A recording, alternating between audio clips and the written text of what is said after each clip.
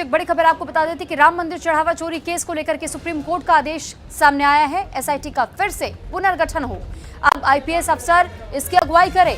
मामले पर राजनीति नहीं चाहते तो सीजीआई की ओर से यह स्पष्ट किया गया है कि इस मामले पर किसी प्रकार से राजनीति नहीं होनी चाहिए और ये कहा गया है कि अब इस पूरी समिति का गठन की जिम्मेदारी आईपीएस अफसरों के हाथों दे दी जाए। तो फिलहाल ये जानकारी आपको दे रहे हैं। अब अगले हफ्ते इस मामले को लेकर के और डिटेल सुनवाई होगी। तो राम मंदिर चढ़ावा चोरी केस को लेकर के सुप्रीम कोर्ट का यह आदेश सामने आया। एसआईटी का फिर से पुनर्गठन करने की बात कही जा रही है।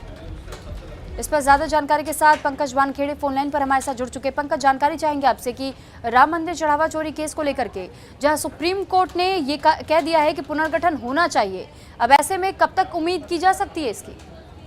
देखिए, अब चीफ जस्टिस ऑफ इंडिया और सुप्रीम कोर्ट जिस तरह सुनवाई होनी थी राम मंदिर को लेकर, वो आज अपने तरफ से साफ तौर पे कहा है कि एक अलग से कमेटी बनाया जाए और उस कमेटी में सीनियर आईपीएस अधिकारी को रखा जाए जो इन जैसे मामलों को वो हैंडल कर चुके हो। इससे पहले ऐसे अधिकारी को वहां तैनात किया जाए और वो उनके अध्यक्षता में एक जांच कमेटी बनाई जाए। इसको लेकर राज्य सरकार ने भी सहमति जताई है। बताया है कि आरोपियों को साफ तौर बताया कि आरोपियों को गिरफ्तार कर चुकी है अदालत। इस मामले में साफ तौर पर ये भी कहती नजर आई कि इस मामले को लेकर जो है राजनीतिकरण नहीं होना चाहिए और अगली सुनवाई 27 जुलाई के लिए तय की गई है। तो अब जब तक जो स्टेटस रिपोर्ट है वो भी कोर्ट में पेश कर दी गई है। तो ऐसे में अब जो नई एसआईटी की टीम बनेगी उत्तर प्रदेश सरकार की सहमति के बाद, तो वो अब जांच करेगी तो कौन अधिकारी नियुक्त होती है उसको लेकर 27 जुलाई को जो है सुप्रीम कोर्ट में राज्य सरकार को अपडेट देना होगा और अगली सुनवाई जो है 27 जुलाई को होगी।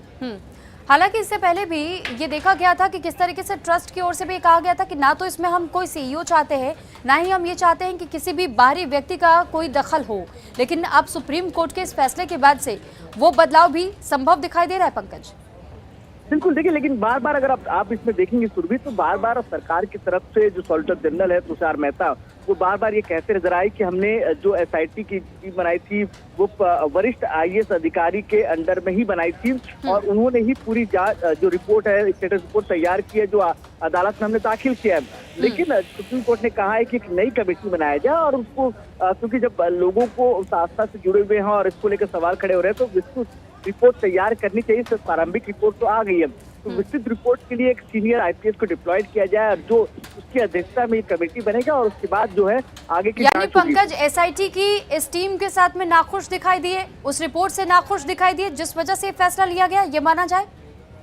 नहीं, देखिए, इसमें स्टेटस रिपोर्ट जो शुरुआती जांच होती है उसकी जानकारी इसमें दी गई है, लेकिन आगे की जो पूरी रिपोर्ट है कि किस तरह से जो वारदात यानी कि चोरी हुई थी, जो चढ़ावा आया था, किन किन लोग इसमें इन्वॉल्व थे और सीसीटीवी फुटेज क्यों गायब हो गए, इन तमाम मसलों को लेकर जांच होनी है। तो इसीलिए एक विस्तृत रिपोर्ट के लिए जो है एक एसआईटी की टीम गठन करने की बात कही गई है। ठीक है पंकज, बहुत धन्यवाद आपका तमाम जानकारी हम तक पहुंचाने के लिए।